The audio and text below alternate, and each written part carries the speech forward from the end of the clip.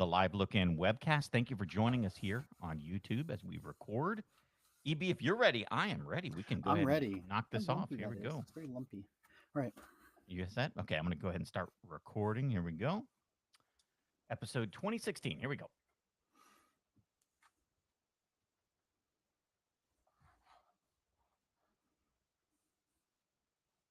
Hey, everybody, and welcome to the original theme park podcast. You are listening to Coaster Radio. My name is Mike. I'm here with my friend EB. We are ready to talk theme parks and thrill rides. That's right, Mike. This is a huge episode of Coaster Radio. I think there's so much news that we have to get to here in the first half of the show. In the second half of the show, we welcome back our dear friend, Seth Kuberski, to talk Epic Universe. Yes, he has actually written the unofficial guide. He's written the book on it. Yes, to Universal Orlando. So, what a great friend of the show to have here. Even in this book, which I'm holding up, if you're watching us on YouTube right now, which anybody can, by the way, we are actually mentioned in this book, EB. I know. I love that. We'll talk about that a little bit later with Seth, but so excited to talk with him about Epic Universe. But you said it, man. Like, there's so much to talk about with that park, but there is so much going on throughout the rest of the world in the amusement industry. It's crazy.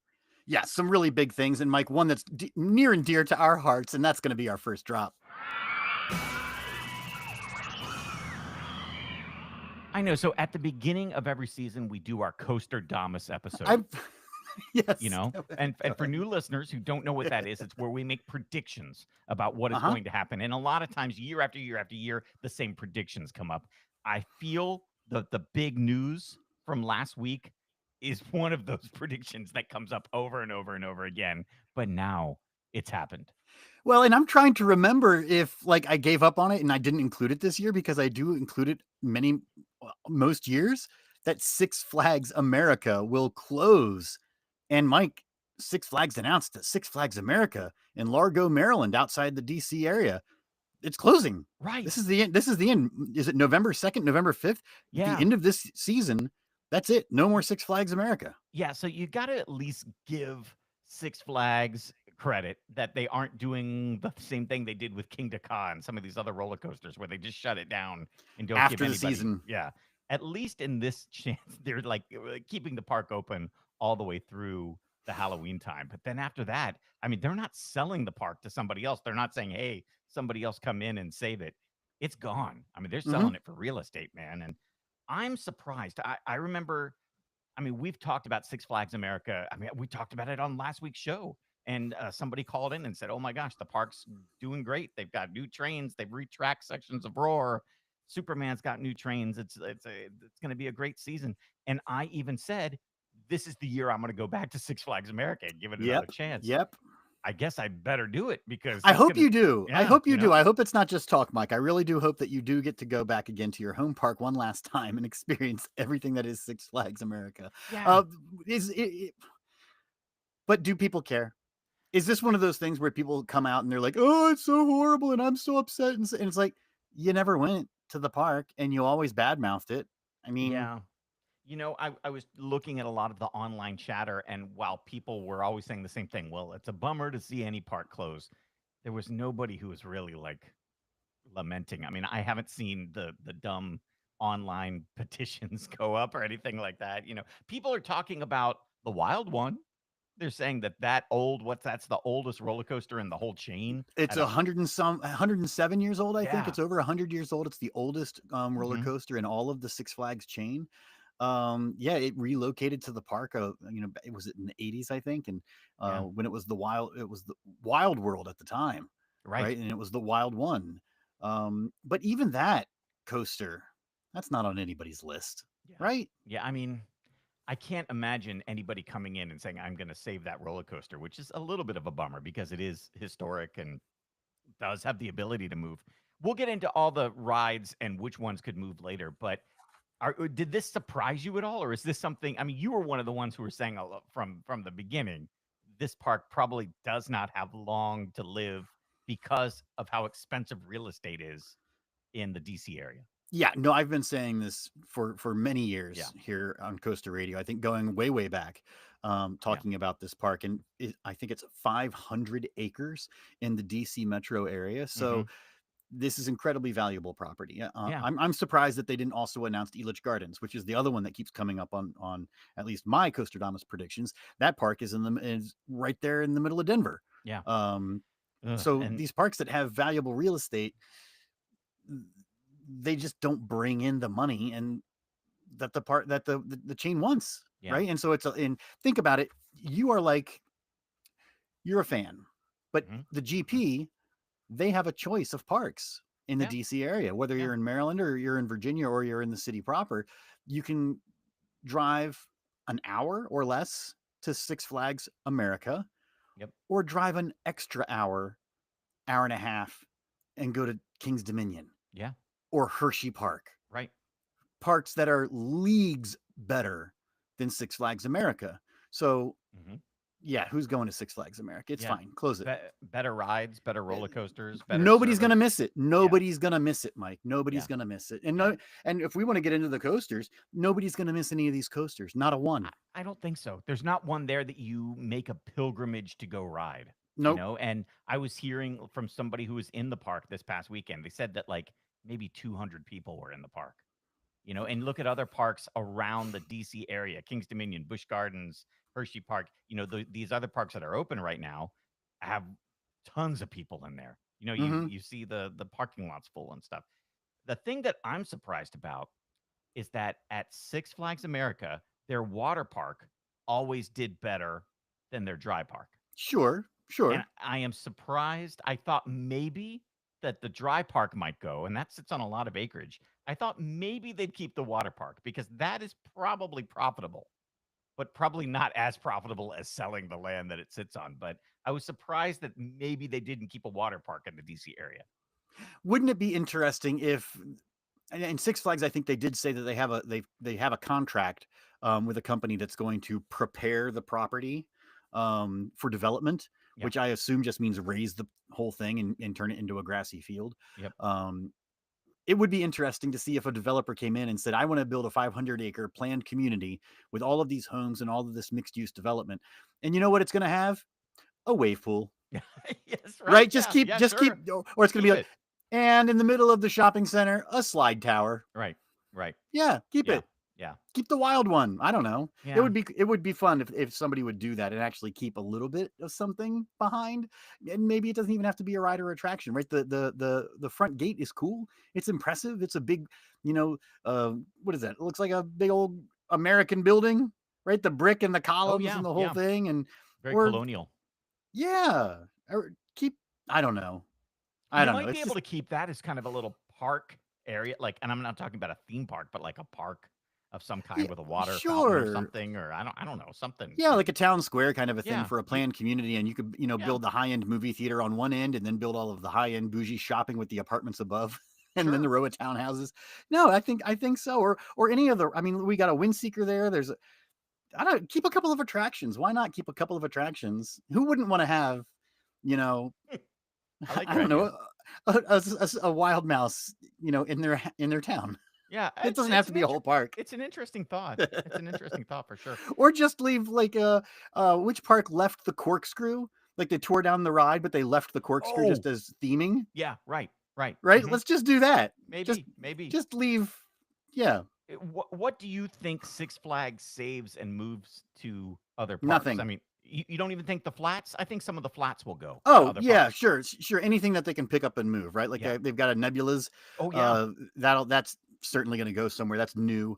Yeah, lots of things, but I don't see any of these roller coasters going. Right? They're Yep. all pretty old. Even Firebird, that's relocated. I'm just looking at the dates here. Raging Cajun could move pretty easily. That's the Wild Mouse that I was saying. Yeah. Yeah. And that would pack up and move pretty easy.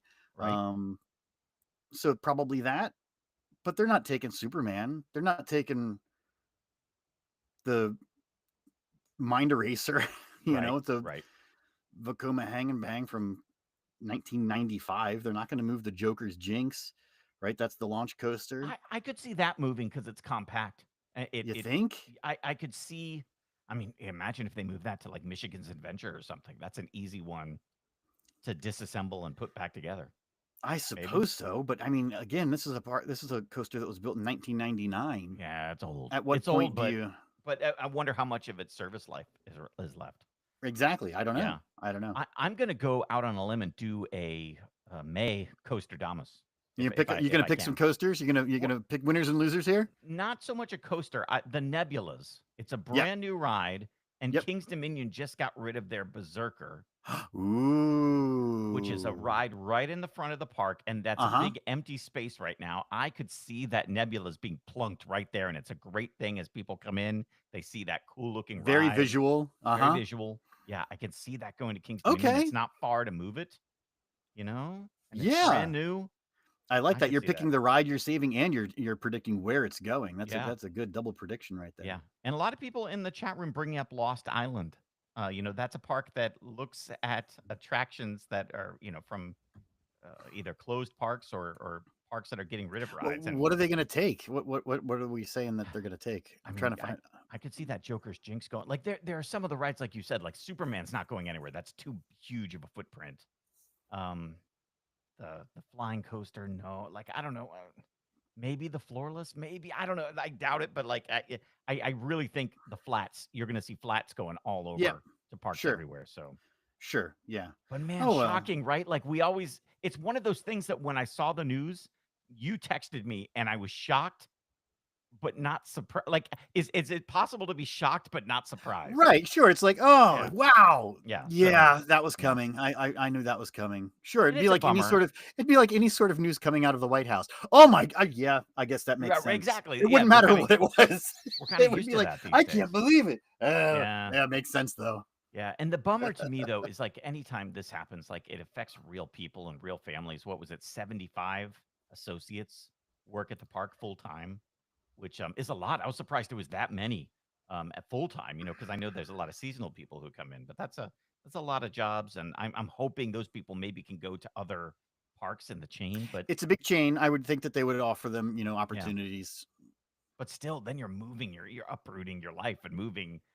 There's nothing close. What's the closest one? Like King's Dominion, Great Adventure. You're still moving Yeah. yourself out of the area, Mhm. so kind of Mhm. a bummer. But it'll be interesting to see reports from the park. Like Yes. do they keep things running smoothly and that go out with a bang this year, or does the park just deteriorate over the season?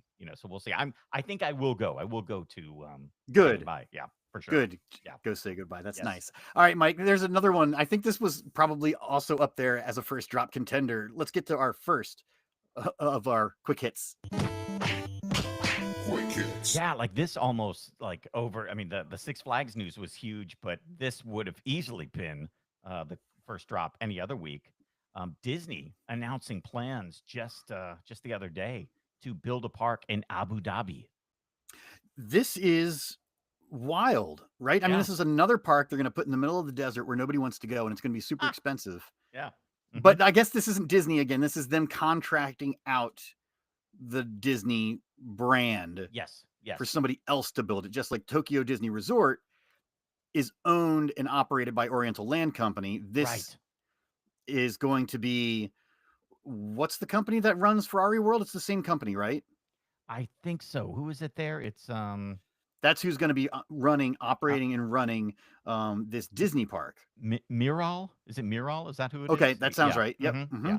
Yep. Yeah. And we So don't know anything about this at all, right?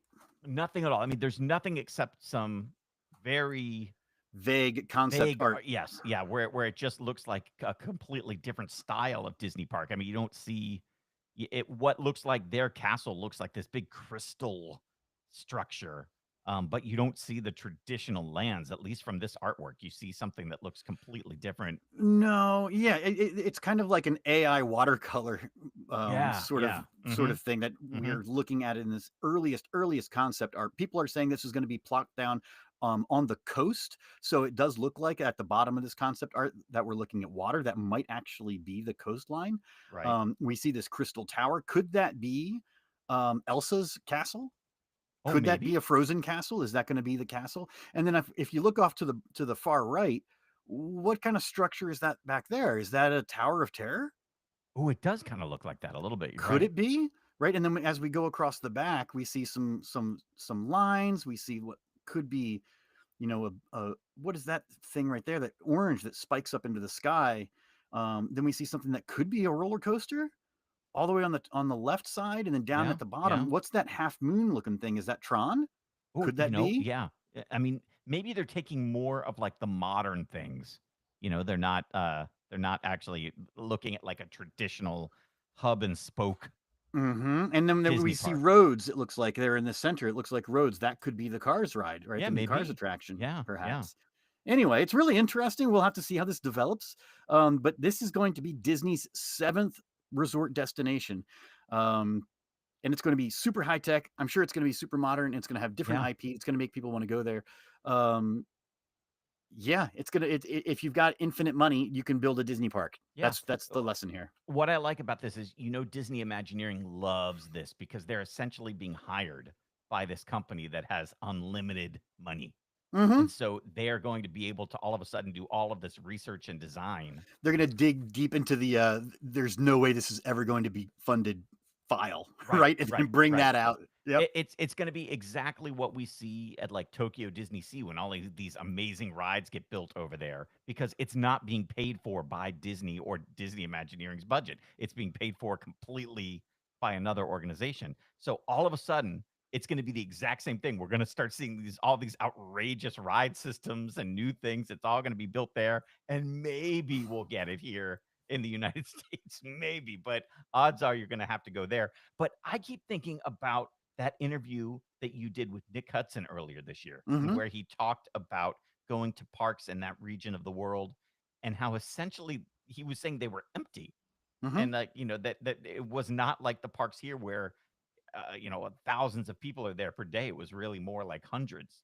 And so I find that interesting, that they would, I mean, that they keep building parks like these. But Well, and oh, it's just it's how much money can a prince spend before he gets bored? I think is right, what it right, comes yeah, down sure, to, sure, right? yeah, And so this is just another awesome project for a prince to build in their backyard on the coastline. yeah, Is really what we're talking about. yeah. It's crazy. It's goofy bonkers. And we've got another Disney story, I think, in our quick hits Yes. coming up. Speaking of having lots of money, This is you're gonna cool. you need lots of money for this. It's a new experience at Uh huh. Epcot starting in June of this year. It's called Geo 82 Fireworks Experience. And tell me Okay. if you would pay for this, Evie. Essentially, what it is they have, I guess, this new area, right close to a viewing area for the nighttime spectacular Luminous, the Uh Symphony of huh. Us, and it's called Geo 82. And This so is a restaurant. yes. So at night you can go there probably about an hour before the show, and they will give everybody who pays for this experience a private table beside the window in Geo 82. Okay.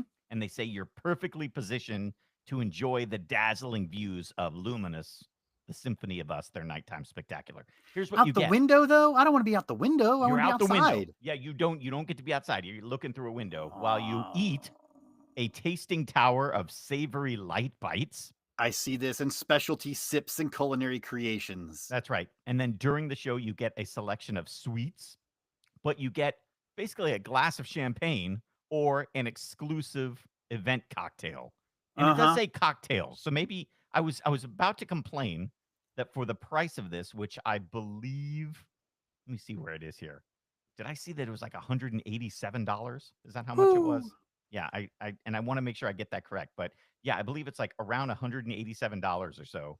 Um, I wonder how many drinks you get with that because it says champagne that's specifically selected, by the people at Disney, or event exclusive cocktails, plus the light bites, plus the sweets. But you get your own front row seat to see Luminous. And it's not even. Is it even a? Do you get the full dinner? No, you don't get a full dinner. No, You you don't even just get get dinner. you're just basically getting, The ticket and the yeah, and hmm, a Hershey Kiss yeah. and a watered down cocktail. That's I guess what you get in there. So Yeah. yeah, so I No, I don't want this. If maybe if it was outdoors and I was like elevated a little bit, yeah, like that that would be would good. be like I don't want to be behind glass to watch a fireworks show. That's Yeah, weird. yeah. And Screamscape is reporting $179 for this. Okay, That's how fine. much it is. Yeah, so No, I'm not that's doing that. expensive, man. Even if you're going on a date, man, that times I two. mean, and I've seen fireworks. I don't need to. Yeah. And like you said, I want to be outside. I'm sure they pipe the music into the restaurant, but still, I want to be No, I out. want to see it and I want to smell it and I want to hear it. I don't want to Yeah, be, yeah. No, I don't like this at all. I'm not yeah. doing it. All right. Speaking How of about this? smelling it, Speaking of opening, speaking, I don't know why I said speaking of smelling it, but Top Thrill sure. 2 Can has you reopened. smell what the Top Thrill is cooking? That's right. It's reopened, DB. And Yeah, I this is love it. great. On one of the first launches they had on there, they had a rollback, and there's a video that some coaster boys taken of it, and everybody's screaming and yelling in joy that they had a rollback. But It's pretty good, but isn't it designed to roll back? That's the it, whole point. I know. Yeah, that's true. That's true. But So or did it roll back when it was supposed to go over? So it was like an it extra did. roll. Yes, yes, it did when it was Right. supposed to go over. Yeah, yeah, Okay. So that's yeah. more than just rolling backwards after the first launch, I Yeah. guess. That's fine. That's Also, fine. the other news is that I think we're going to hear a trip report here in a second, and supposedly the weather on the first 2 days of opening weekend was Uh-huh. not great. There was a ton of wind, so Millennium Farce Yes, actually I saw this rallied. one. Yeah, so And they there's video of that. So that was yes, captured on the the parks cam, I think, where you actually see it go down the first drop. It goes around and around, and then it's kind of towards the end of the ride. I guess the last third of the ride there doesn't make it over that hill, and you can tell oh yeah, already early on. You're like, it looks like it's going pretty slow, yeah, yeah. and it doesn't make it. I laughed. There was a true Coaster Boy video, and I'm sure if you go out there, you'll find it. And maybe you can favor us with a little Coaster Boy impression here. But you saw the Coaster Boy shooting the video, and you saw the train just going back and forth, like just Oh, rocking I back haven't and seen that forth. one Yes. yet. I have And the, not seen that one. and the guy is so excited. He's so excited to be capturing this, and I'm maybe here for it. This is a special event. I can't believe I was chosen by the coaster gods to witness this. It's amazing. that's exactly what it was. And he kept World going. star. World All right, let's play. We have a trip report. We Someone was do. there. Somebody was there for all 3 days, All and right. here it is. Let's take a listen. Hey, what's up, Mike and EB? Sean here. Just got home from the opening weekend of Cedar Point, all 3 days, and it was a fun weekend. There was a ton of rain on the first day, so most stuff didn't open. Ended up riding Magnum, Steel Vengeance, Maverick, and Corkscrew. And then we closed out the day on Top Thrill 2. They finally opened it. They started testing about the last 3 hours of the day, and I think they sent their last train at 10:15 at night, about 2 hours after the park closed. Second day was nothing but wind, wind, and more wind. And Millennium Force valleyed. I'm sure plenty of people saw that. But aside from that, we still got rides on Maverick, Steel Vengeance, um, and Top Thrill 2 did not open that day because again, wind was causing it to do a full rollback. So day 2 was the chill day. Day 3 was the fun one. Uh, Almost everything was open except for Millennium Force. They hadn't gotten the train off the tracks yet. Steel Vengeance, we ended up getting rides on. Maverick, we got rides on. But then a cloud deck rolled in, and we got to ride Top Thrill 2 in the clouds, which is all Oh, kinds of fun in the back row Ooh. because when you look out over the park on the Wow. spike, you can't see anything except for the ground below you. And then when you go up over the top hat, you can't see anything until mm-hmm. you're dropping out of the corkscrew. You can't even see the ground. So overall, amazing experience. I would highly recommend it. Definitely get to Cedar Point. Right on, guys. All right. Thank you so much for that trip report. So that's pretty nice spending 3 days at Cedar Point, even if the first two aren't great wise, nice that he got that third day. That's a great trip report. Thank you. Yeah, I remember riding Millennium Force my first time ever, and it was one of those cloudy days, In the clouds. and it went above the clouds. Like you actually, the lift hill went into the clouds, and it was wild. Never experienced anything like that since, but really cool. So That's amazing. So yeah, it sounds like they've got Top Thrill 2 humming, man, because like a lot of people saying the shake that was on the ride before is Yeah, it's getting gone. people are happy. Yeah, so that's good. So let's see how I it know Cedar goes. Point is happy. Oh, I know you know they're happy, so that's good. One last quick hit here. I love the guys over at BGW fans. They follow what's going on at Busch Gardens Williamsburg, including rumors of new attractions. They're always on it when there's any type of construction or survey markers. And then the guys start looking, and the public records and stuff and Well, figuring out what's going on. I love it. and this is some of the most professional reporting that I see from Yes. any website. I feel like, I mean, anybody can throw up a paragraph of text or link to some dumb press release or a Twitter, but the reporting on bgwfans.com is actually really, really Yes. solid. Yeah. So go to bgwfans.com. They are saying that there's something coming to Busch Gardens Williamsburg. What is this, between the Loch Ness Monster and San Marco? Yes. Yes. So And they're saying it might be the return of Le Mans. yeah, maybe so. Like a Cars ride could be coming back. So I'll tell you, when I bring Emma and Claire to Busch Uh-huh. Gardens, we always go to these kiddie rides, and I Yep. remember standing there in the kiddie ride section and seeing this huge area of trees that had been cleared in a perfect straight line, going all the way back towards Loch Yeah. Ness Yeah. Monster. So Uh-huh. when you're standing in Italy and Loch Ness Monster, that's far away. I didn't realize it at the time. Somebody told me later that there is some type of pipeline Yeah. underneath. Gas line. Yep. Yeah, and so they just have to keep that area clear. But what they're talking about is possibly in that area, there could be a bridge right where I usually stand watching my girls ride the rides. A 150-foot bridge that brings you into the center area of this what is right now forest. Mm-hmm. And they're talking about that would open up into a plaza, and between San Marco and Loch Ness, and to one side the Escape from Pompeii ride, Yep. there's going to be some type of an attraction that they say is some type of track ride, like either a car ride or a train ride, is what it looks like to them. And they are saying that what a perfect timing for the 50th anniversary of Busch Gardens to actually have maybe bring back the Le Mans car ride. Yeah, which opened with the park in 1975. This is like Yeah. an antiques car attraction. Yeah, yeah. So that's could be what we're looking at, but some type of attraction they're coming. We don't know, and it's all rumor right now. But that's really interesting, and I love how those guys, can find that stuff, and we can start talking about it so early. It's so great, Yeah, no, so this great. is that's really good. So well done, gentlemen. Yeah. Speaking of Busch Gardens Williamsburg, next weekend, they're doing all of the big events for the new Big Bad Wolf attraction. So Uh-huh. if things go well, I'll be down there and doing kind of the same thing I did at Rapterra. So we will bring that to you on the show next week. That means we're bumping the anniversary show once again. That will be the week after that. But That's the whole year is the yeah, anniversary, Mike. yeah, It's always the yeah. 20th season, all the way. Yep. Mm-hmm. It is No all good. problem. It's all good. So lots of great stuff. So keep watching for us on social media. We'll be asking you for your help with that anniversary show. But excited to see what Busch Gardens does with the Big Bad Wolf next week. That should be a lot of fun. Absolutely. I'm excited about the second half of the show, Mike. Seth Kuberski is standing by. We're going to talk Epic Universe right after this.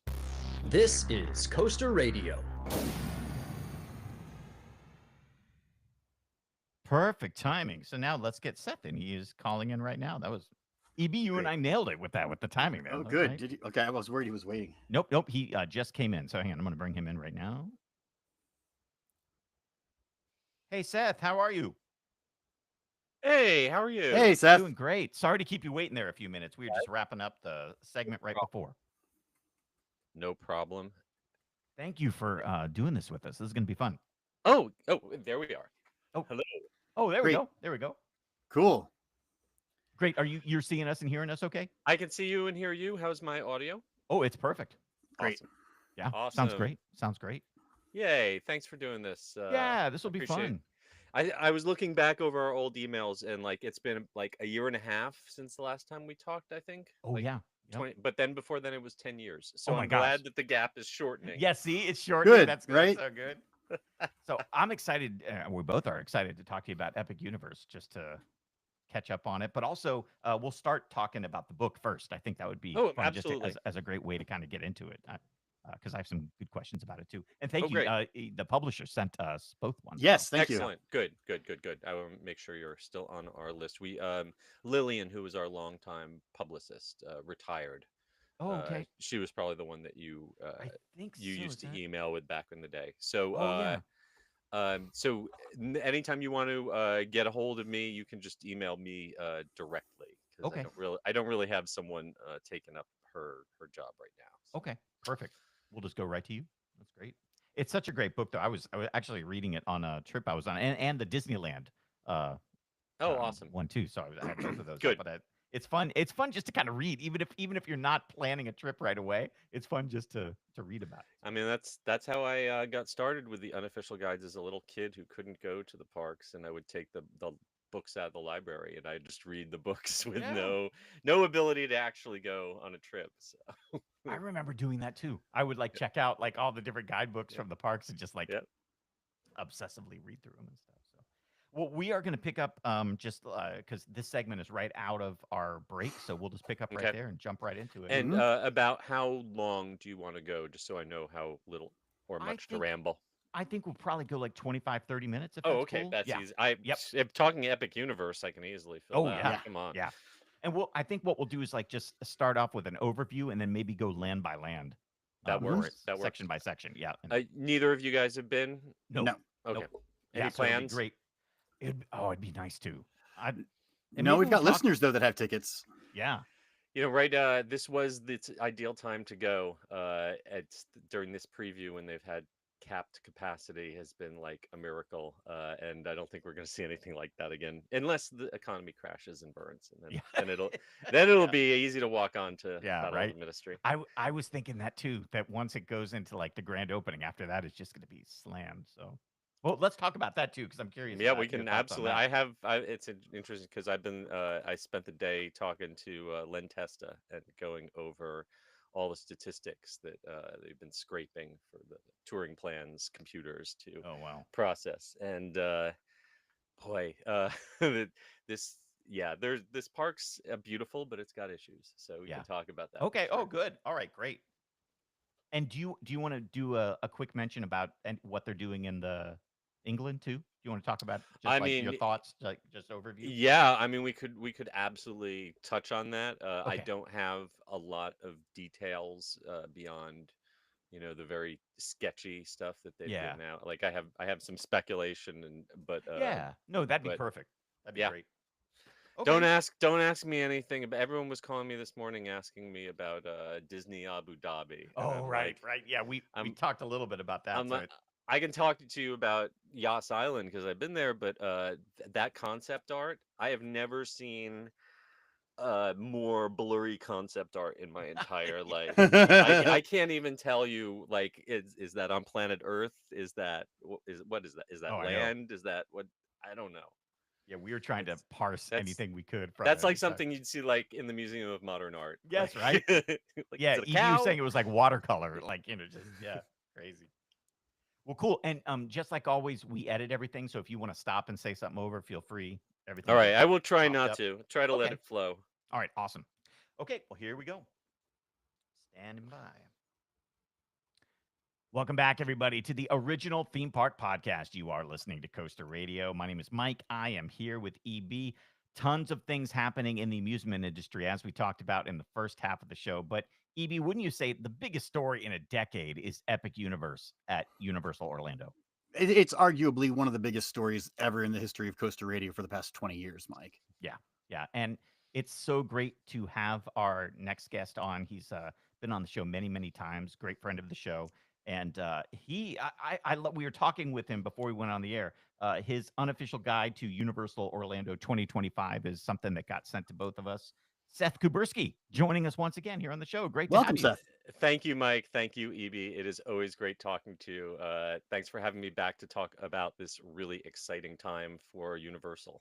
Yeah, and before we get into it, let's talk about this book, which is so fantastic. And one of the reasons that EB and I love it the most is, I believe, on page 24, you mentioned Coaster Radio in it, You and we you love it. still you That's still make the cut. yeah. Every year I It's so gotta, great. I love I it. I gotta drop in, check out, make sure you guys are still you're still living up to your reputation. I love But it. I love it. I'm happy to say you continue to make the cut, and I'm happy to ed, uh, advise people to check you out if they want to know more about this amazing industry.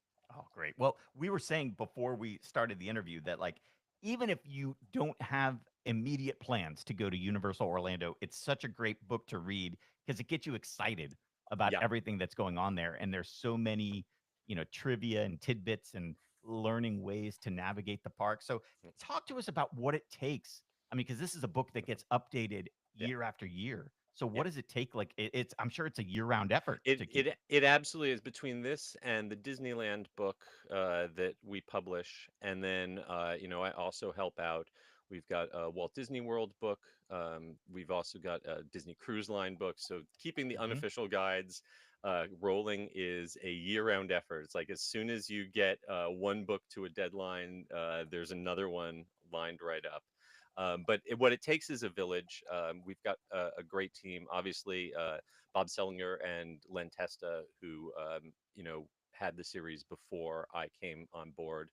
I've only been around since like 2012, so I'm a relative newcomer. Mhm, Um, mhm.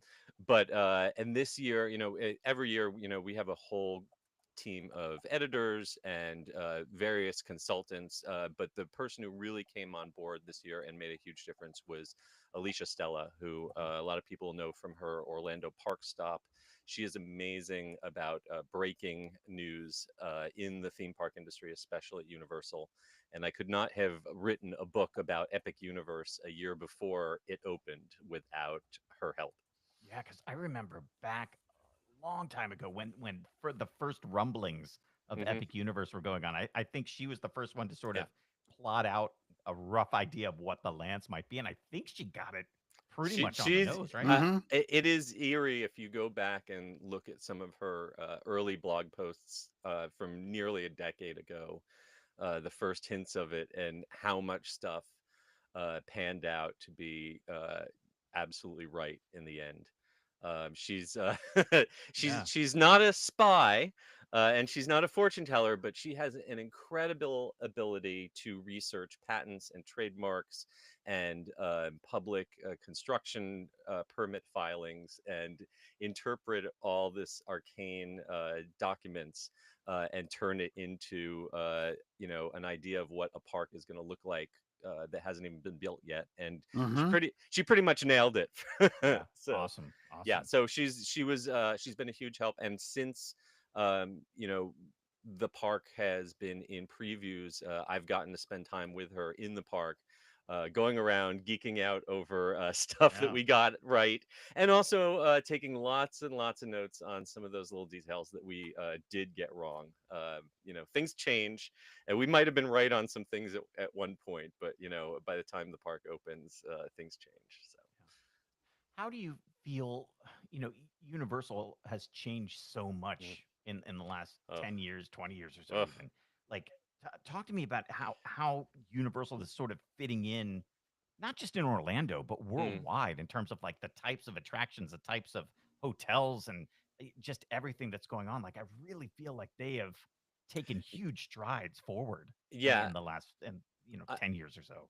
I feel like you go back before Potter. Everything is Hmm. kind of pre-Potter.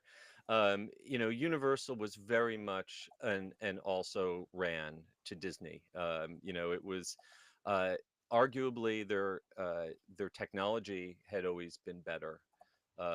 But less reliable, and the Disney always had that special magic, and Yeah. it created a bond, like a cultural bond with people that even when Disney had down years, people would still come back just because of that nostalgia.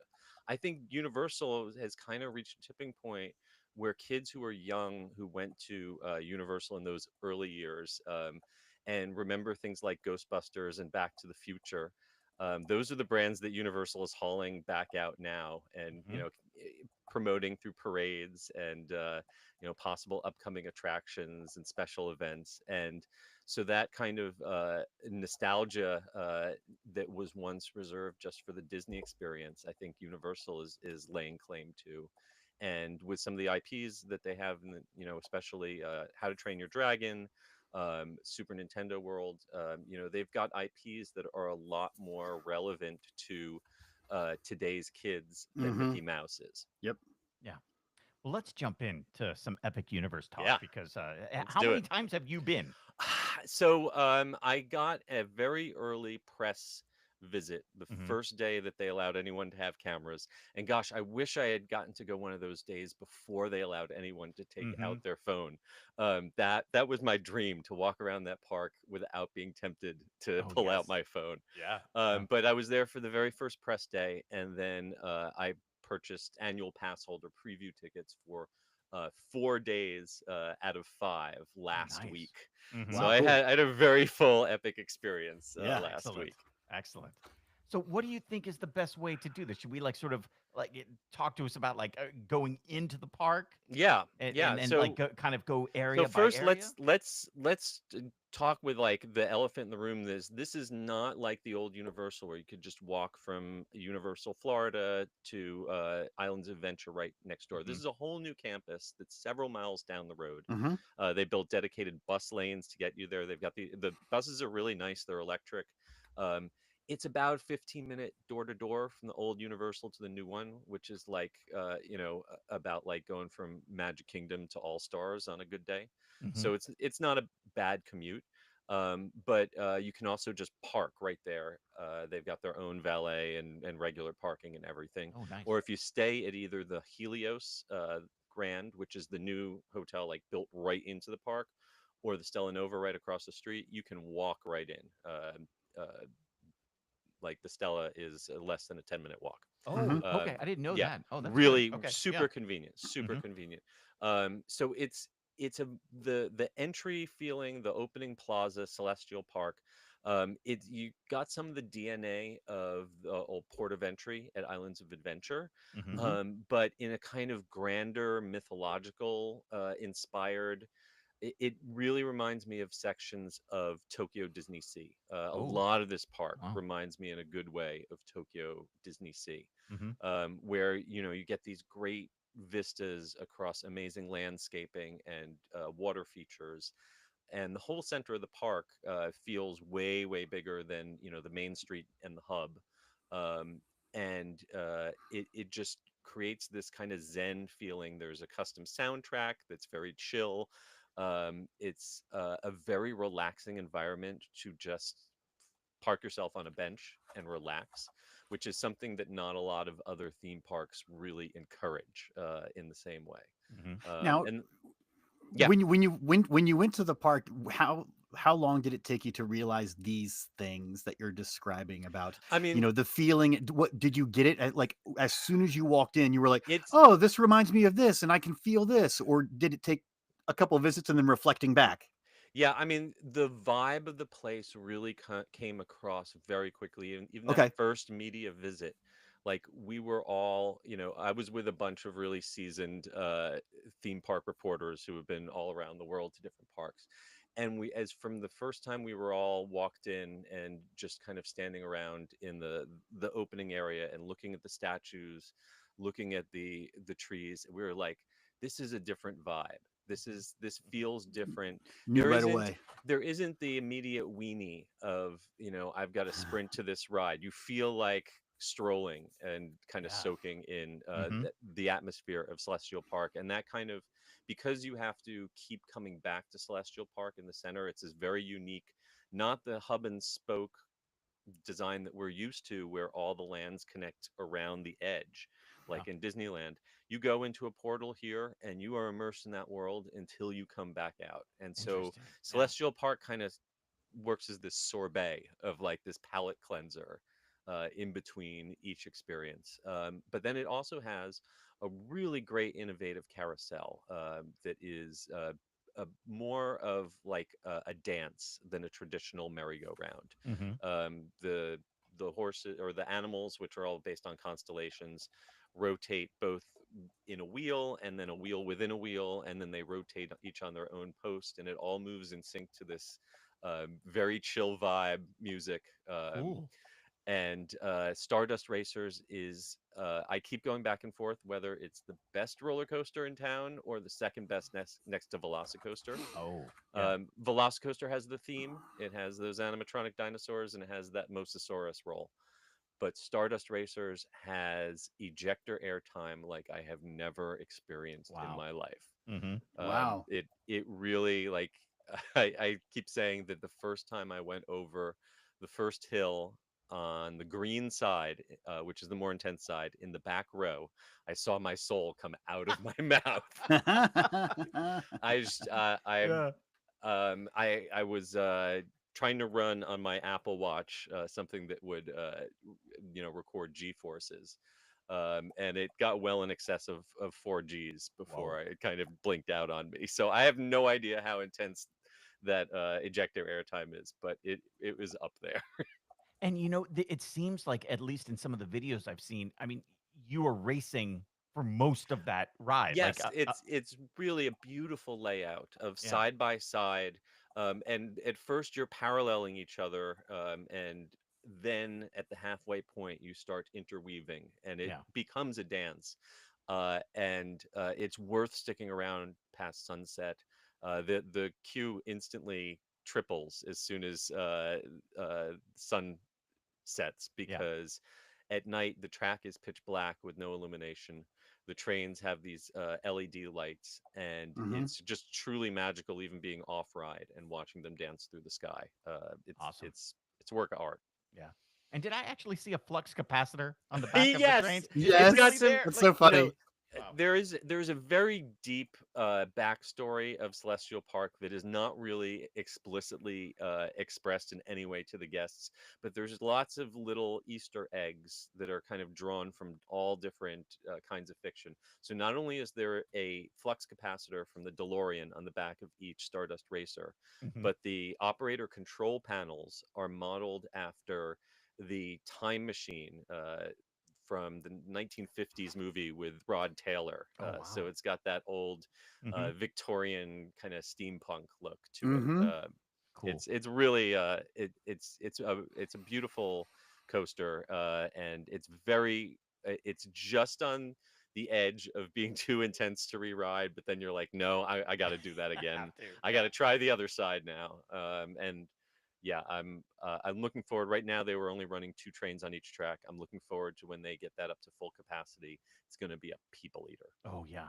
That's awesome. Yeah. And that's pretty good if you're saying you don't know if it's Velocicoaster Oh, or the Wow, I back and forth. right? That's I good.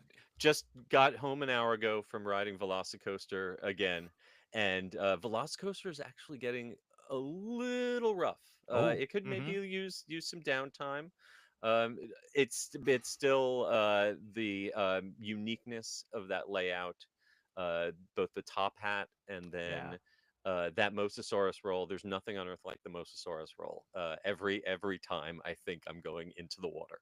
Oh, man. Um, but I, but just the beauty of those airtime hills, and then the experience of spiraling in and out and seeing the other coaster around you. so great. Yeah, uh, it's truly worth. There's a few rides there that if you just get on those, and you've got your money's worth, and that's one of them. All right. That's great. Yeah. Yeah. Awesome. So where should we go next? What's our Okay, next so let's destination? hang a left because I think Yep. most people are, if they haven't already been to Super Nintendo World in California or Japan, I think Nintendo is got the most hype among Hmm. mainstream people. Hmm. And this is like the ultimate Super Nintendo World. But I'm gonna have kind of a hot take, is that it feels really cramped already, and that's Mm. with limited capacity in the park. They kept the design of Japan because they had to kind of build it for where it had to go into the park in Japan, the topography of that park, and I think also it was kind of designed for. It was when it was originally supposed to go into where Kid Zone was, and what eventually became DreamWorks Land. At one point, Hmm. that was supposed to become Nintendo. Right. So it's a really awkward design. It's cool the way you take this escalator with the warp pipe noises up Hmm. to the second floor to start. But then if you want to do anything except for Mario Kart, you immediately have to walk down a set of stairs. Mm. If you are Yeah. in a wheelchair or you just can't do stairs, you have to take an elevator up, walk across, and then take another elevator Elevator back down. down again. Oh, yeah. And that's a current theme throughout almost every attraction in the park. I can't understand why every ride requires you to walk up a set of stairs only to walk down a set of stairs. Yeah.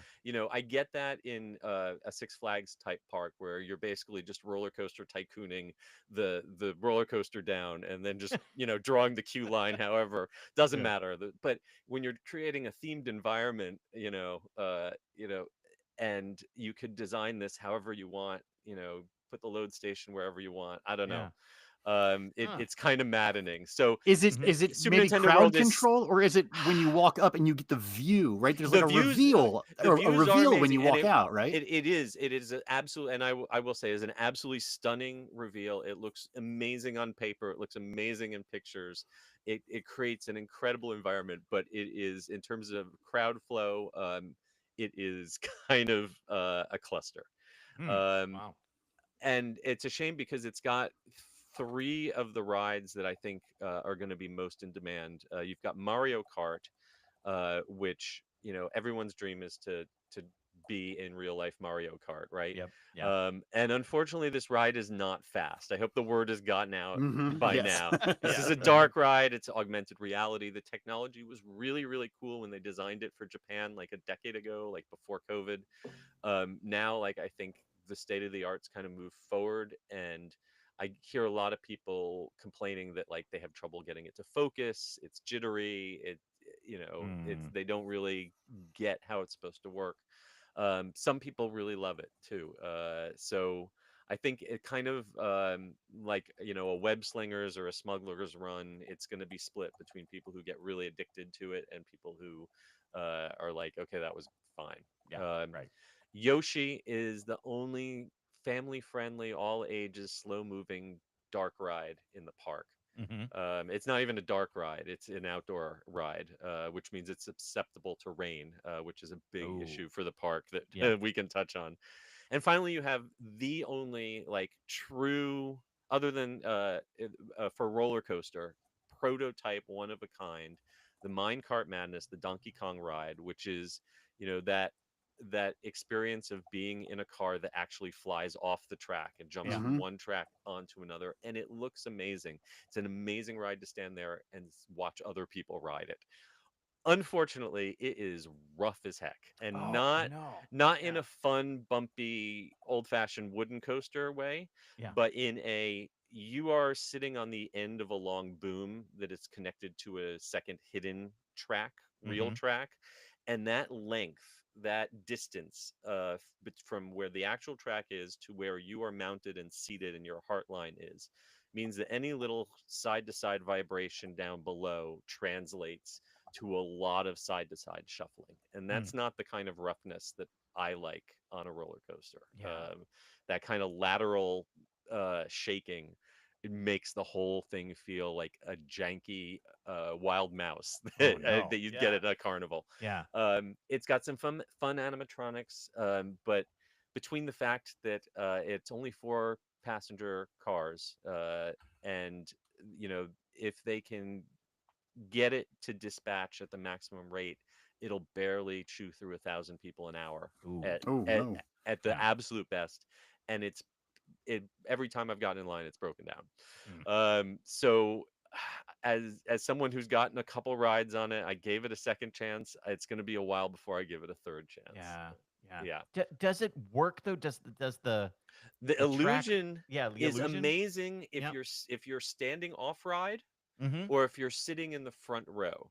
Okay. Okay. Hmm. Sitting in the back row is slightly elevated, but really mostly you're seeing the people's heads in front of you, and you're not really getting that good view Yeah. of the track gaps. It's still, you still get some of the effect, but I found the effect was much, much stronger in the front Yeah. row. Which is the same. So two people out of four Yeah. Right. Right. get the ideal effect. It is great fun, though, to stand and watch, Yeah. Hmm. because it's really one of these rides that was designed almost more for the spectators than the Yeah. riders. Mm. Interesting. Interesting. So I guess if we headed out, then, the land that I was probably least excited about and ended up loving maybe the most is Isle of Burke, because I Oh. knew nothing about How to Train Your Dragon. I'd not seen any of the films before Yeah. a week and a half before I went for Hmm. the first time. Watched the first two, loved the first one, liked the second one, Hmm. fell in love with the land. Yeah. Great. It's it's a it's the most complete land. Everything else basically feels like a box or a cross that leads to a couple e-tickets. Yeah. This is Hmm. designed as a big figure eight with large bodies of water, and multiple paths, so it feels more like a full environment Mm-hmm. and not just a setting for some rides. Yeah. um, and uh, it's got a solid family coaster. It's got a um, Gerstalt Skyfly, which I Mm-hmm. find absolutely maddening, and I'm going to keep trying it until I can get that thing to flip 360. Sure. Yeah. And a splash battle, all of which is great, but it's the entertainment that makes this. Have either of you Oh, seen the videos of Toothless or Toothless's children? Yes. yes, absolutely. Yep. the Fantastic. meet the meet and greet Uh with the huh. animatronic Toothless was one of the most one. I honestly I recommend, don't rope drop the roller coasters, don't rope drop the dark rides, rope drop the meet and greet with the Wow. dinosaur. How about that? Because within a half an hour it's going to build to an hour and a half, and Mm-hmm. people wait that hour and a half happily. Because that is the coolest animatronic meet and greet I've ever done. It's so responsive. It feels nice to touch. It's soft. Yeah. And he looks at you and blinks and lets you touch his forehead, and it's a truly magical moment. That's cool. Wow. And then beyond that, there's all these walk around characters. There's these Boston Dynamic dogs, I've which I seen. don't have, Yep. that they've Seen those dressed too. up. And Uh oh huh. my gosh, those are amazing. I really Disney gets all this hype for the little BD robots that come out once in a blue moon, but this is something that they're trying to do on a regular basis for guests. And then finally, they've got this Untrainable Dragon stage show that started out in Beijing. They changed it around a little for Florida, but it is a truly Disney quality, Broadway quality piece of stagecraft with singing, dancing, live drumming, and a dragon that flies over your head. And Mm-hmm. I swear to God, I'm a grown man. It made me weep. Yeah. I get a Wow. little teary just Uh-huh. thinking about him flying overhead and looking down and smiling at me. Yeah. And man, it's real. As someone who came in not really caring about this franchise, they just nailed the heart, of creating Yeah. a Yeah. place that you just want to hang out because it makes you feel good. Yeah. I'm hearing that it's the land that surprises people the most. Yeah. Yeah. It wasn't on top of my list at Mm-hmm. all. Mm-hmm. And even down to the food, they've got this mead hall, and you order this big platter of sausages and chicken legs and salmon, and split it with your family for $50. Something I haven't mentioned much of, but the food, a couple bucks more expensive than at the other parks, Mm-hmm. but the quality, the fast food is of sit down quality. Oh, nice. They Okay. really only have two table service restaurants, uh, one that isn't even open yet, and one, the Atlantic, which is a seafood restaurant, which is good. I mean, I had a meal that was as good as anything I've had at Carthay Circle or Wow. Yeah. one of the other top theme park restaurants. Mm-hmm. But all of the table the quick service, which is actually table service, it's all mobile ordering. It's all, Oh, good. do it Okay. on your phone and they deliver it right to your table, so you don't Yeah. have to tip, but you still have someone bringing your food to you. Mm-hmm. And it was all excellent. Like, I had many meals over many days, and there was not a bad choice among it. Excellent. So yeah, that was my biggest surprise. Mm-hmm. That's awesome. That's great. Let's get around to Harry Potter, huh? Okay, let's do Harry Potter. This is going to be the hottest take, because Oh. one, I love Paris, France. Mm-hmm. My biggest regret of my life is that I took a big trip to go to Disneyland Paris, and I wish I'd spend more time at Paris than Yes. Disneyland Paris. Yep. Yep. Sure. Um, so I can have this moment of sitting at cafe and hearing the music and looking out at the cobblestone streets and sipping a cup of coffee, right here in my own backyard, and I will forever be grateful. But at least to the untrained eye, Wizarding Paris is not nearly as magical as Hogsmeade or Hmm. Diagon Alley. Mm-hmm. For the average person, it's like, it basically looks like Epcot on a bigger scale. Oh. It's so Okay, sure. realistic. It is so realistic. And it's not until you start peeking in the windows and seeing the little animatronics or noticing, the details. But it isn't obviously wizarding in the Mm-hmm. same way that Hogsmeade or Diagon Mm-hmm. Alley Mm-hmm. is. And then the what is there is quite well done. The circus show, Cirque Arcana, is really kind of magical. It depends on the cast you get. They have multiple casts of actors. They're trying to run this show like every 45 Sure. minutes. Yeah. And if you get the A cast, it's a really magical, touching experience. This blend of circus arts and puppetry and very high tech stage effects. Hmm. And if you don't get the A cast, you still get all the high tech stage effects, but the dialogue's a little cheesy. Mm. Mm-hmm. If it's not done by someone just the right tone, it comes Yes. across as kind of goofy. Mm-hmm. Mm-hmm. So if you kind of drown that out and just appreciate it for the technology of it, assuming the show does not crash on you, which it has 50% of the time I've gone to see it. Oh Oh no. boy. Circus, Yeah. yeah, it's really it's touchy because Mm-hmm. there's so many moving parts, and it's like a safety thing. But when it works, it really works.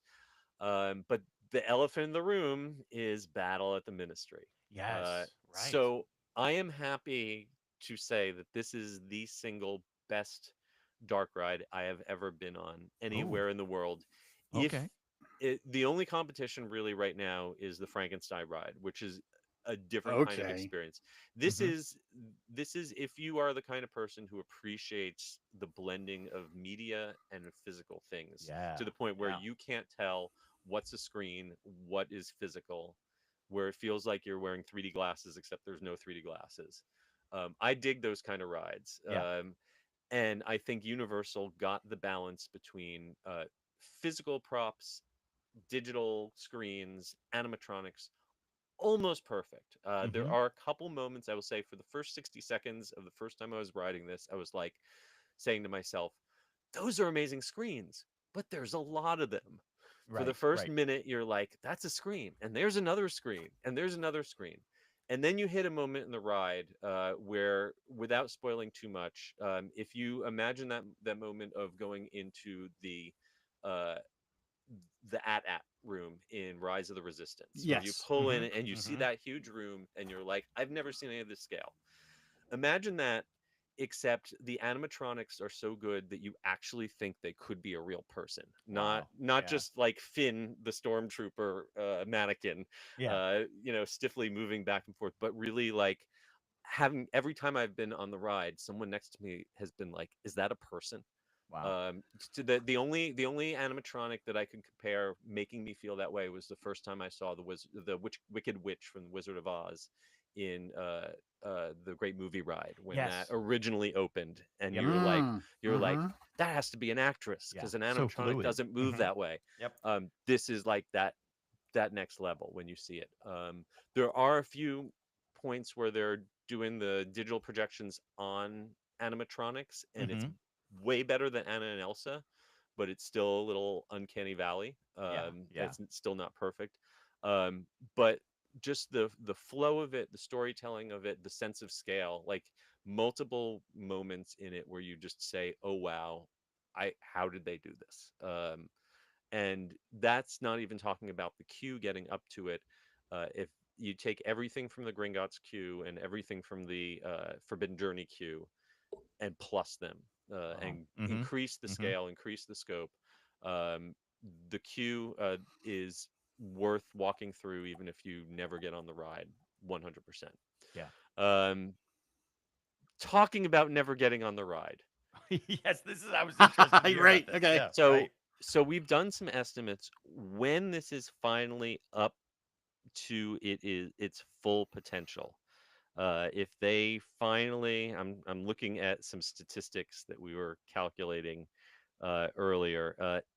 If they finally get this up to its full theoretical maximum potential, it could be a huge people eater of over 2,000 people an hour. Mm. All right. Even if they just get it up to running moderately well, it could be in the 16, 17, Mm-hmm. 1,800 people an hour, which is not terrible for a modern e-ticket. Yeah. But right now, my estimates are they're getting a few hundred people an hour through Yeah. before it needs a little nap time.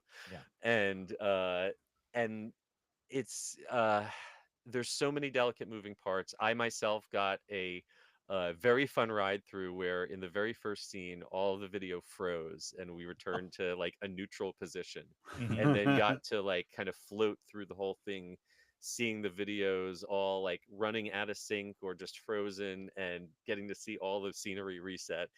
Absolutely amazing for spoiling Yes. how the ride works. Yeah, But sure. then at the end, they were just applauded for us. They're like, "Did you enjoy the ride?" Yeah. They didn't even have any clue that it didn't work right. Yeah. No clue. So it's very very temperamental. I gotta say I was there when Spider-Man opened, and it was down to the wire whether Spider-Man was going to be. Mhm. I remember testing it as an employee, as a team member back then, and waiting in line hours to ride Spider-Man, and then getting kicked out and coming Nice. back the next Yeah. day to try to ride it again. And Right. people were like, "Is it going to be ready for opening day?" And it finally was. And Yeah. Gringotts the same thing. They made it to opening day. It was up and down and up and down. Hagrid's, there's going to be teething pains, and anyone who is going opening day or opening week or opening month, um, be prepared to be satisfied with your visit to Epic Universe, even if you don't get to ride Ministry.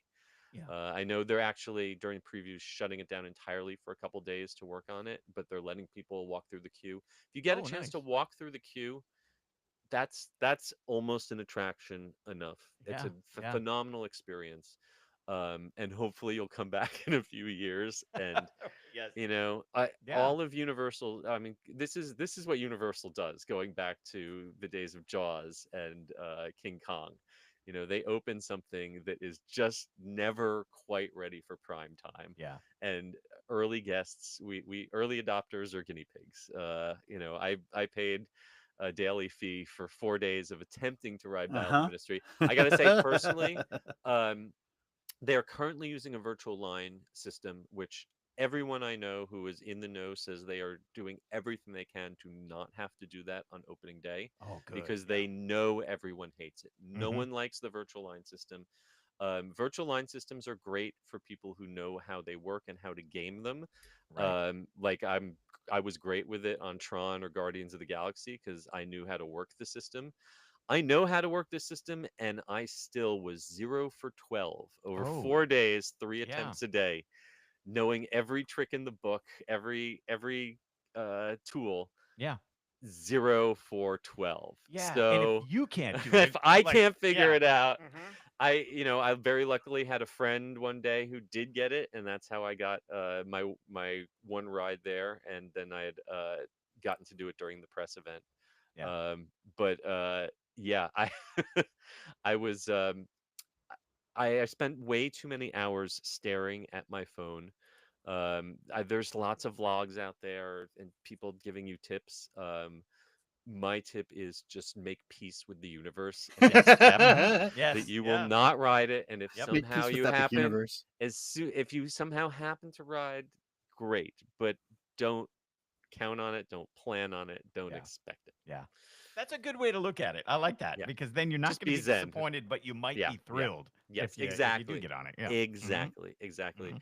But if you do get on it, it really makes it hard to go back. I just today was at the old parks, and the old parks are dead right now. In the Oh, span of five Huh. hours, span of 5 hours, I was able to do every e-ticket except for Hagrid wow. in both parks.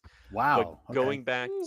Spider-Man is still a phenomenal ride, Oh, yeah. Yeah. and Forbidden Journey is still a phenomenal ride. But even just looking at the technology, the crispness of the video projections, the smoothness of the animatronics, just everything in the new park is just taking to such a new a level that it's making everything else that I look at lately That's awesome. look kind of old. Oh. Well, you keep Um, saying the old park, the the old old park. park. It's I like know the it's old terrible. The park, original, the right? classic.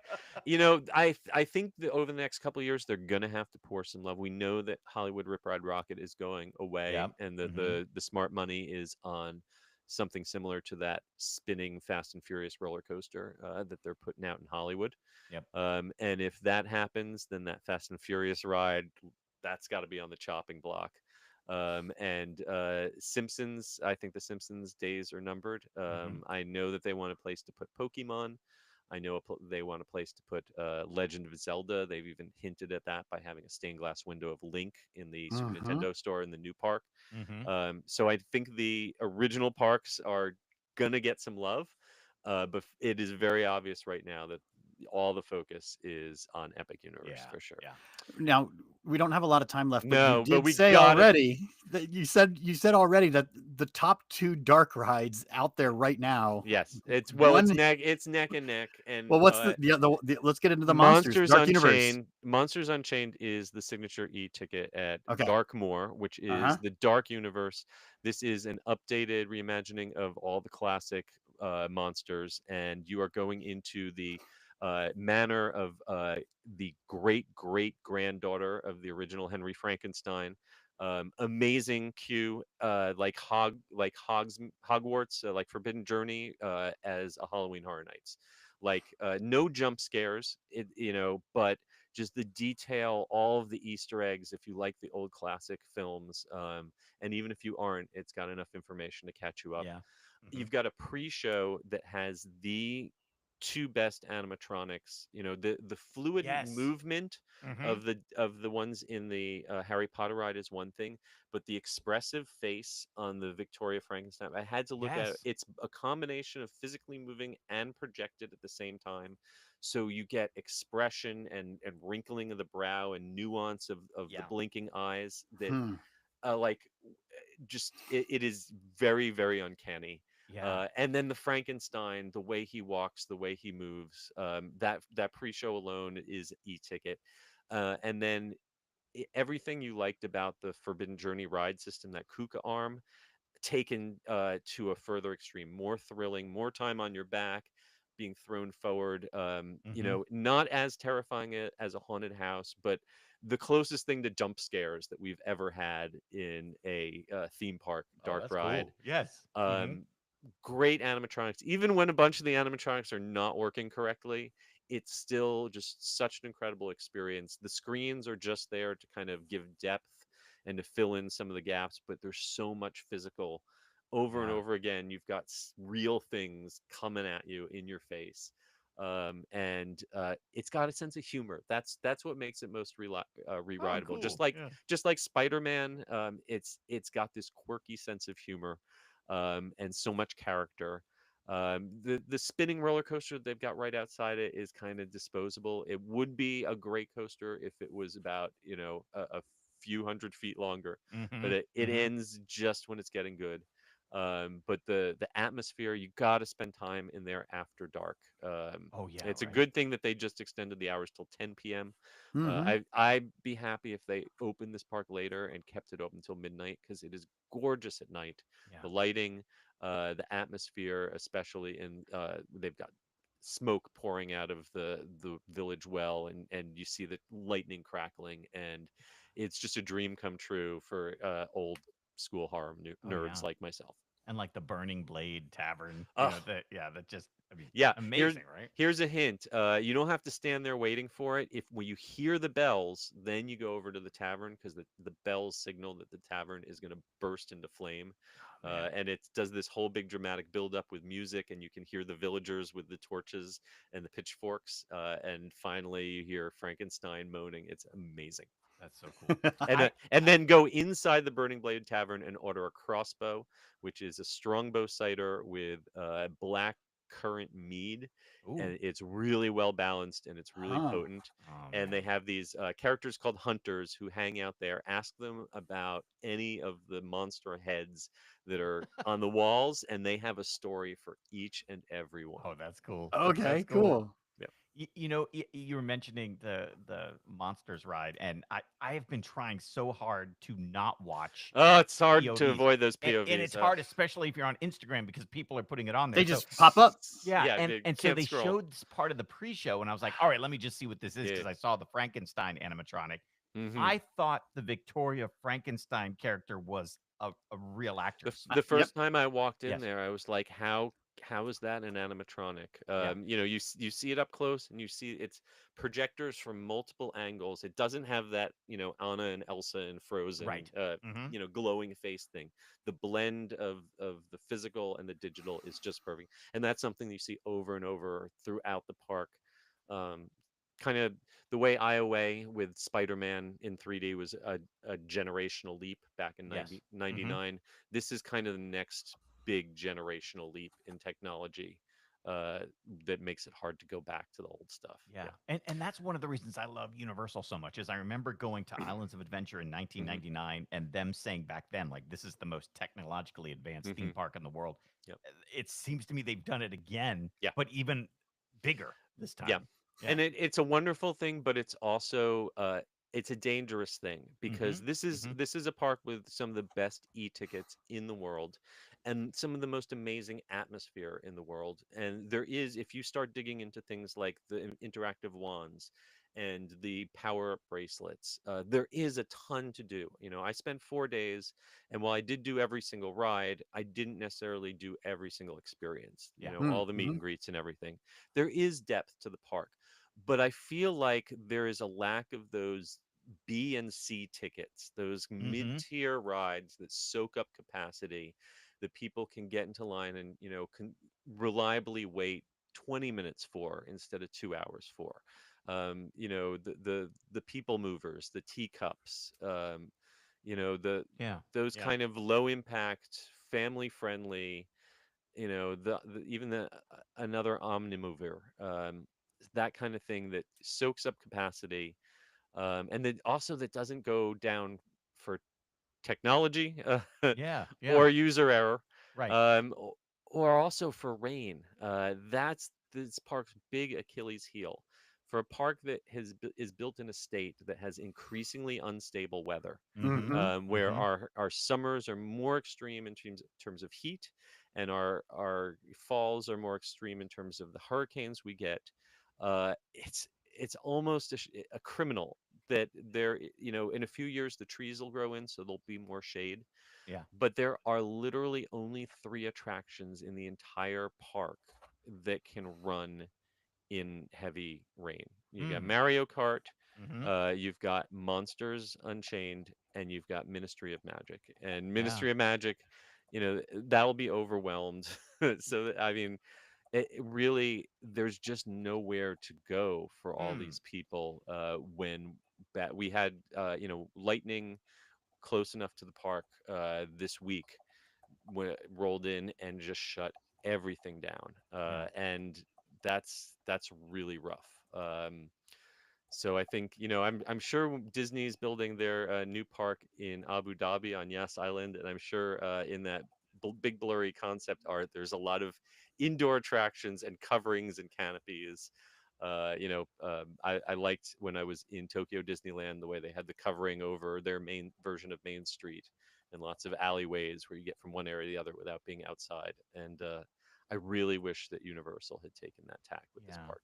And the other thing I wanted to ask you about too is so when you have been to the park, it's kind of Mhm. been in preview mode. So, Absolutely. So yeah, it means I'm guinea pig. So you never know mhm. when something will break down, but it also means that they've capped capacity. The Right. days that I have been, I was there. I think it was capped at about 10 or 11,000. I heard today they were up around 13 or so.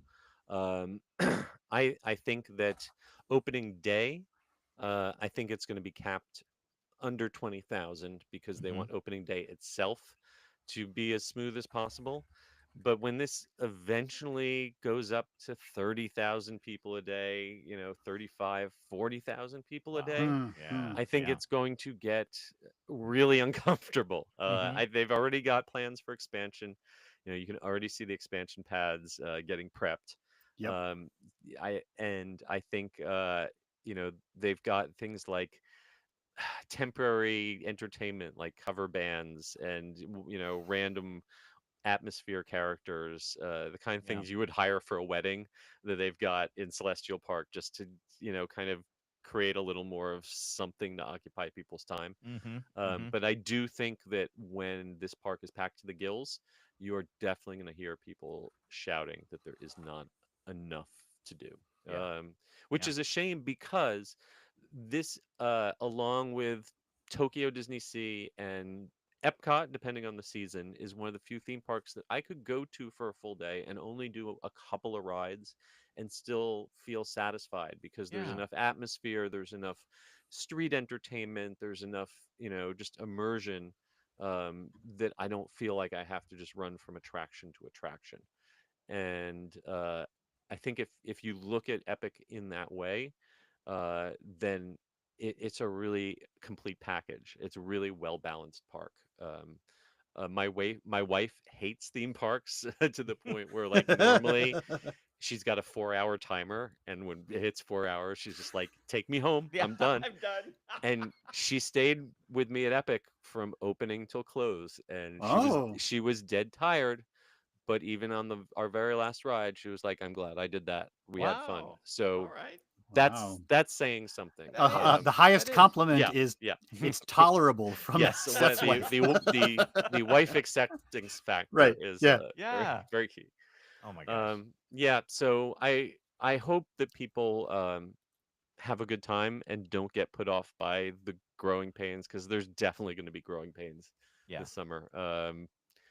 People haven't seen a brand new theme park from the ground up in this country in over Yep. 20 years, Right. and it was before the social media age. Yep. So I don't, know what if people's expectations for what that's really like are realistic, or if they don't have the perfect experience and get the perfect coverage on their gram, if they don't have check everything off, the FOMO is just going to ruin their whole day. Mm-hmm. Mm-hmm. Mm-hmm.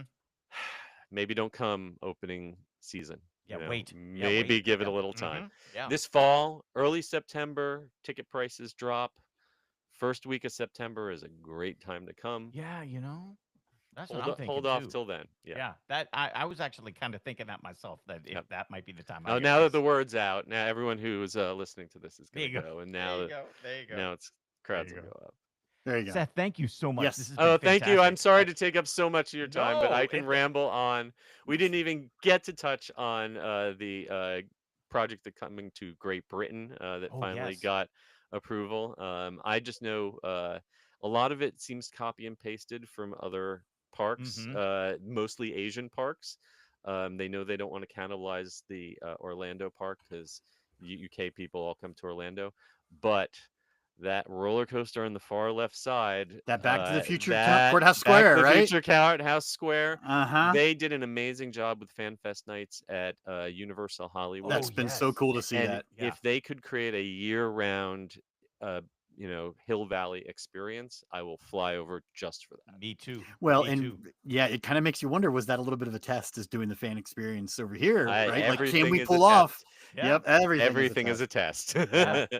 Oh Yep. yeah. Seth, this has That. been so much fun. This is great. We got to do this again soon. Yes, yes. And before you go, tell Yeah, everybody where they can find like everything absolutely. about you so they can follow you, but also, read your guidebooks too. Absolutely. Well, the number one place to go is theunofficialguides.com. That's where you can pick up Yes.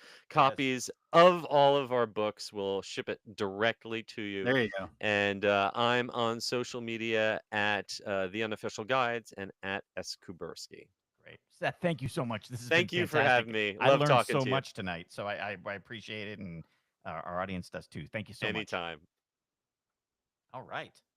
That was great. Thanks, Seth. That was Sorry to fantastic. go, so that was a No, little there over was 20 minutes. So there's so much to it's a talk lot to about. ground to cover, right? Absolutely, but the audience is going to love that. So This was awesome. Do me a favor and send me a direct link or yep, whatever that I can publicize and post on my socials Cool. when it's up. absolutely. Yeah, I think this will be up Friday morning sometime. So I'll send it Perfect. to you as soon as it's ready. So that'd be Perfect. great. Thank Awesome. you again. We appreciate it. Thanks for I appreciate spending it. time Thank with us. you. Take Yeah. care. All right. Talk to you Talk to soon. you soon. Bye. Thanks. Bye bye. Bye. All right. That was good. So now all we got to do is just wrap up. Bye-bye. Yep. Okay, here we go. You set? You need a Yeah. break? Or you good? Okay. No, it's good. All right, here we go.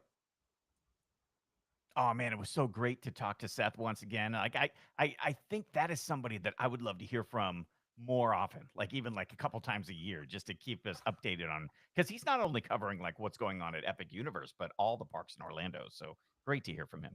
He's obviously not covering Lost Island, which is a full-blown theme park, Mike, that did open in the last 20 years. I'm just That's saying. true. That's true. I'm just saying. No, no, Seth's awesome, and he gets around a lot, and he's got great friends. He talked about friends who can study the plans and kind of get insights, and then the people that he's going to the parks with and hanging out. So he's in the know, and he's our friend too. And so Yeah. that's a great friend of the show, Seth Kabursky. So Seth, come back again very, very soon. Yeah, and it's going to be really interesting to see what happens when Epic Universe opens wide and what happens over the year and over into the next year. It's going to be great. It's a great thing to follow.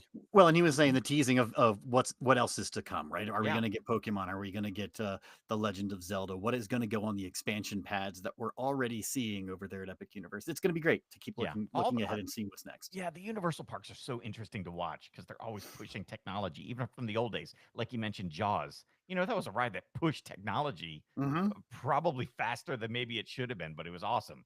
And they've done that all the way around. Spider-Man, you go back and yes, it looks a little dated, but it still holds up as one of the best theme park rides in the world. And that was like 25 years ago. So awesome stuff, man. I love talking this stuff. It's so great. Yeah.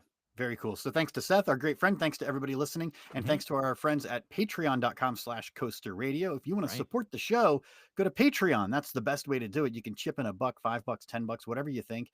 There's perks, there's bonus content at the $20 pledge level at patreon.com/Coaster Radio. We read your name at the end of the podcast. Yes, let's say thanks to Alex Payne, Ashton Rowe, Brian Wackler, Chris Rankin, Cincinnati Nick, the Sweatshirt Guy, our friends at Club Z, the two bearded Coaster Chris's, CM Venom, Colton Toms, Dino, Grace, and John Brody. Also, John Brown, Josh Combs, Justin Padilla, Karen Lee Howard, Kevin Wilson, Kyle Kiefer, our friends at Made to Thrill, Matt Walker, Michael Foucault, Nick from Paris, Paolo de los Reyes, Rich Barber, Rick Burnley, Tom from Louisville, and Zachary Carpenter. And I'm sure you have seen that brand new CoasterRadio.com logo for our 20th season. That is courtesy of Lindner Design Company. Our good friend Kyle over there specializes in branding, illustration, and small batch custom apparel.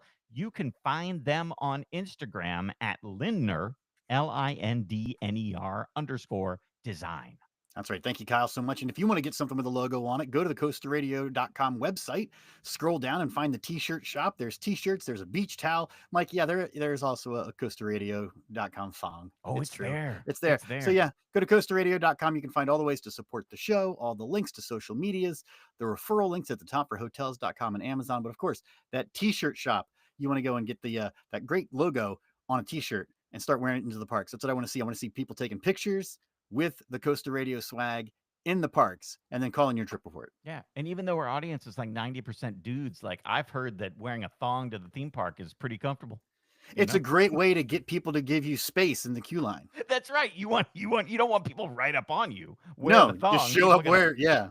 People are going to back the hell away. Yes. So see, that's what you could do. Yeah. So that's why we. For some reason, the T-shirt works that way too. Just the logo is like, ugh, back away from that guy. What's that guy into? Coaster Radio. Oh my God. Radio. All right. Well, Mike, this has been so much fun. Yes. We're gonna do. We're doing the anniversary show next week. No. So we're gonna do Big Bad Wolf next week. Big Bad Wolf next week. Then anniversary show. So lots of good stuff happening. Are you gonna get on the Big Bad Wolf next week? I am. I'm gonna do it, man. I'm excited. Oh my gosh, I'm that's excited so fun. That's so great. I'm excited to see that. I'm excited to see how different it is from Phoenix Rising, and I'm really looking forward to see the theming that they do around that ride. So, and plus, we're gonna get to talk to the ride designers. We're gonna get to talk to the park president. Lots of stuff coming up. Should be great. That's gonna be a lot of fun. All right. We will see you guys next week. All right. Cool. Great job. Thank you guys so much. We're going to go ahead and stop the stream. But thank you so much for being here. And we'll see what goes on for next week. I think the plan, EB, right? We're going to do half the show here and then half the show at Busch Gardens just with interviews and stuff. I think that's how we however you want to do it. We could do it like we did King's Dominion. Yeah, so we'll figure that out if there's going to be a live look in or not. We'll see. Toss to yourself. Or yeah, however there you go. yeah. Thank you guys so much. We'll see you guys later. Take care. Bye. All right, man. All right. Hang on. Let me stop this here.